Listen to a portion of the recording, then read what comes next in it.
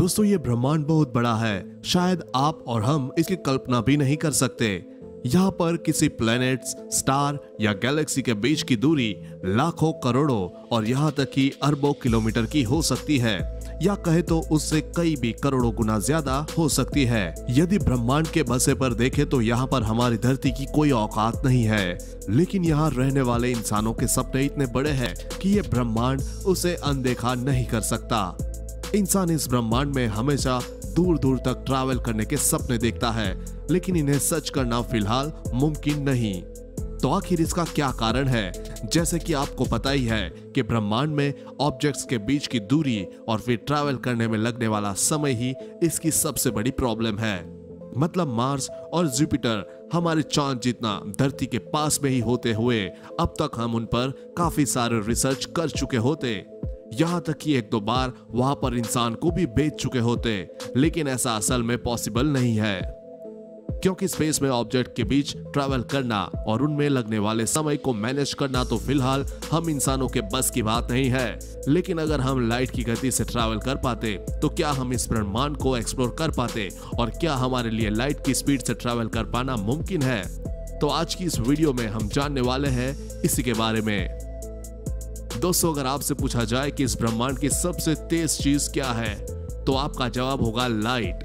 वैसे होना भी चाहिए, क्योंकि आज तक लाइट को छोड़कर ब्रह्मांड में ऐसी कोई चीज नहीं मिली जो उसकी गति से ज्यादा हो।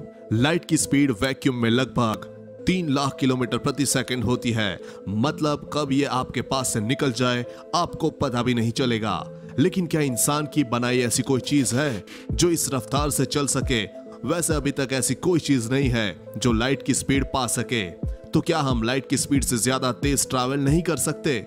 तो इससे पहले आप सच में सपनों की उड़ान भरने लगे तो मैं आपको बता दूं कि यह फिलहाल पॉसिबल नहीं है। हम इंसान और हमारे स्पेसक्राफ्ट लाइट की स्पीड से तो क्या उसके आसपास भी नहीं जा सकते, और कहीं ना कहीं हमने लाइट की स्पीड को मैच कर भी लिया। तो लाइट की स्पीड से ट्रैवल करने पर आपको एब्रेशन का भी सामना करना पड़ेगा। मतलब कि आपको आपकी स्पीड के कारण आपके चारों तरफ के नजारे को नहीं देख पाएंगे, बल्कि आपको सिर्फ उतना ही दिखेगा जितना आपको किसी स्पेसक्राफ्ट की विंडो से दिख सकता है। ऐसा इसलिए क्योंकि सारी लाइट आपके सामने ही आती दिखेगी। दोस्तों, आपको पता हो ही गया होगा कि जब कोई ऑब्जेक्ट जितना तेज चलता है उसका समय उतना ही धीमा हो जाता है, जिसे हम टाइम डायलेशन कहते हैं। अगर आप लाइट की स्पीड के 90% भी तेज ट्रैवल करते हैं तो धरती पर बैठे किसी ऑब्जर्वर के कंपैरिजन में आपके लिए समय आधी स्पीड से चलेगा। मतलब उसकी घड़ी में 1 घंटा बीत गया होगा तो आपकी घड़ी में केवल आधा घंटा ही निकलेगा। तो दोस्तों, ये बात तो पक्की है कि हम इंसान लाइट की स्पीड से ट्रैवल नहीं कर सकते। लेकिन अब आपने सोच ही लिया है तो आइए अब ये भी जान लीजिए कि अगर हम लाइट की स्पीड से ट्रैवल करें तो क्या होगा। बैठ जाइए स्पेसक्राफ्ट की सीट पर, क्योंकि अब हम स्पीड और लाइट से इस ब्रह्मांड को एक्सप्लोर करने वाले हैं। तो चलिए सबसे पहले चलते हैं हमारी धरती के एकमात्र नेचुरल सैटेलाइट यानी कि हमारे सबसे पड़ोसी हमारे चांद पर। तो पृथ्वी से चांद की दूरी करीब 3,84,400 किलोमीटर है, और लाइट की स्पीड से वहां हम सिर्फ 1.3 सेकंड में ही पहुंच जाएंगे। मतलब आपको पलक झपकाने का भी मौका नहीं मिलेगा। ऐसे ही हमारे वीनस यानी शुक्र ग्रह की पृथ्वी से दूरी करीब 89.786 मिलियन किलोमीटर है, और यहाँ हम सिर्फ 2 मिनट और 30 सेकंड में ही पहुंच जाएंगे। मार्स यानी मंगल ग्रह की पृथ्वी से दूरी करीब 98.282 मिलियन किलोमीटर है, और यहाँ पर हम सिर्फ 4 मिनट और 10 सेकंड्स में ही पहुंच जाएंगे। इस स्पीड से हमारे सूरज तक पहुंचने में हमें 8 मिनट और 22 सेकंड का समय लगेगा। धरती से इसकी दूरी करीब 151.87 मिलियन किलोमीटर है।